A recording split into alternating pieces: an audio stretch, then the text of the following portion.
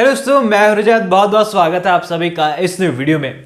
दोस्तों, बात कर रहे हैं सीरियल गुम है किसी के प्यार में के अपकमिंग एपिसोड के बारे में। और सीरियल को लेकर है ना, कुछ टाइम से हमारे मन में हमेशा से ये सवाल चल रहे थे यार कि आखिरकार सभी की ईशान से शादी भी हो जाएगी, तो आखिरकार सभी के पास क्या ऐसा रीजन रहेगा कि यहां पर जो है सभी जाकर भोसले हाउस में रहे।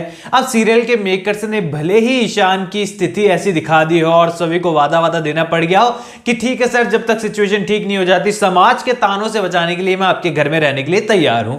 अब दूसरी ओर यहां पर इस शादी को ऑफिशियल किस तरीके से करा जाए, इसके लिए भी सीरियल के मेकर्स ने जो है बिना सर पैर का जो है लॉजिक ढूंढ निकाला है।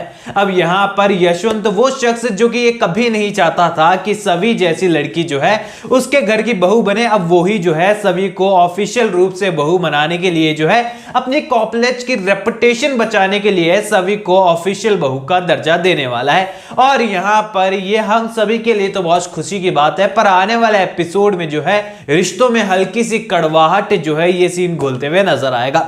अब देखो, यहां आने वाले एपिसोड के अंदर भोसले इंस्टीट्यूशन ऑफ एक्सीलेंस के डायरेक्टर को डायरेक्टर सभी लोग जो है ये स्टेटमेंट आउट करने वाले हैं समाज के सामने कि उन्होंने एक ऐसी लड़की से अपने बेटे की शादी कराई है।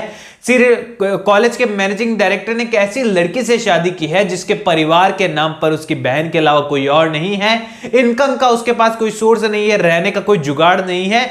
तो यहां पर एक सोशल मैसेज ऐसा देना चाहते हैं कि वो उन्होंने एक लड़की की, बेसहारा लड़की की मदद करने के लिए जो है ईशान ने उसके साथ शादी कर ली है। और ये बात डेफिनेटली यहां पर पता चलने वाली है सभी को भी, और कॉलेज के ताने भी इसी का ही एक रिजल्ट होने वाले हैं, जो कि आप प्रीकैप 2-3 दिन से लगातार देख रहे हैं। बिकॉज सभी को ऐसा लगने वाला है कि सभी ने केवल और केवल कुछ चंद पैसों के लिए डायरेक्टर को फंसाया और उससे शादी कर ली है।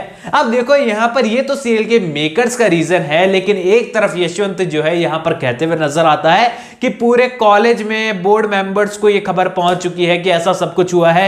लोग सवाल पे सवाल पूछे जा रहे हैं, पता है हमारे कॉलेज के ताला तक लग सकता है। और दूसरी ओर कॉलेज के बच्चों को यह नहीं पता है कि ईशान की शादी जो है वो सभी से हो चुकी है। यानी कि जो यूनिवर्सिटी या कॉलेज जो कोई भी होती है यार, सबसे पहली खबर जो पास होती है ना, मतलब जो फैलाते हैं वो स्टूडेंट लोग ही होते हैं और उनसे बचकर कोई खबर जा नहीं पाती है। लेकिन भोसले इंस्टीट्यूशन ऑफ एक्सीलेंस के स्टूडेंट भी शायद बहुत सीधे साधे हैं, जो ऐसी ऐरी गहरी बातों में ध्यान नहीं देते हैं और उन्हें बाद में ये सारी न्यूज मिलती है।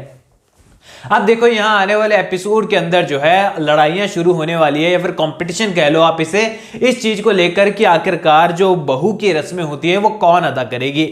एक बहू वो जो ऑफिशियली अब घर की बहू बन चुकी है यानी कि सभी, लेकिन घर वाले उसे बहू नहीं मानते हैं। दूसरी बहू यानी कि रीवा, जो कि घर की बहू बिल्कुल ऑफिशियली नहीं है और रीति रिवाज से भी नहीं है, बट स्टिल घर वाले उसे अच्छी बहू मानते हैं। अब अक्का साहेब जो है पहली रसोई से लेकर घर की पूजा पाठ से लेकर बहू के दर्जे से लेकर बहू के कपड़े गहने से लेकर हर चीज में जो है सभी को पीछे और रीवा को आगे रखने वाली है।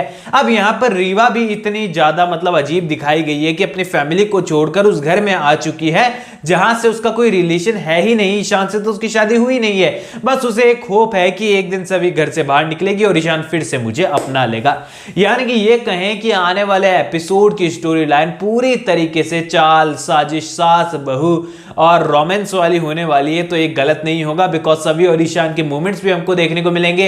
एक भोसले इंस्टीट्यूशन के एक्सीलेंस जो स्टेटमेंट जाने वाला है सभी समाज के लिए कि सभी से जानबूझकर शादी की है, उसके ऊपर दया कर शादी की है, तो ये स्टेटमेंट उन दोनों के बीच में दरार भी लेकर आने वाला है। यानी कि ये कहें कि फिलहाल कहानी सेम टू सेम उस पॉइंट पर आकर खड़ी है जिस पर कभी हमारे सही और विराट का रिश्ता आकर खड़ा था, और उस समय हमें बखूबी एंटरटेन करने में सीरियल के मेकर्स कामयाब हो गए थे, क्योंकि भवानी काकू के चटपटे ताने और सोनाली की हरकतें और करिश्मा की हरकतें, पत्रलेखा का जेलेसी वाला चेहरा, वो सब काफी एंटरटेनिंग थे।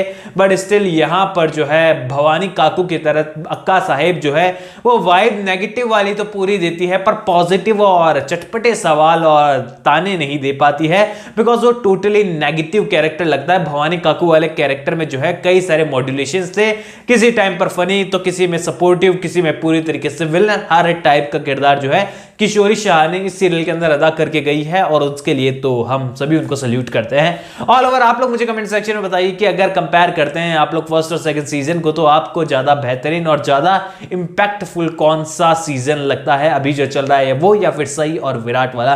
कमेंट सेक्शन में अपनी राय देना ना भूलें। कोई भी सवाल शेयर कर सकते हैं, इंस्टाग्राम पर सपोर्ट कर सकते हैं, लिंक डिस्क्रिप्शन में दिया गया है। चैनल को सब्सक्राइब कर दीजिए ऑल न्यू एपिसोड के अपडेट के लिए। मैं मिलूंगा आप सभी लोगों से अगले वीडियो में, जब तक के लिए थैंक यू दोस्तों।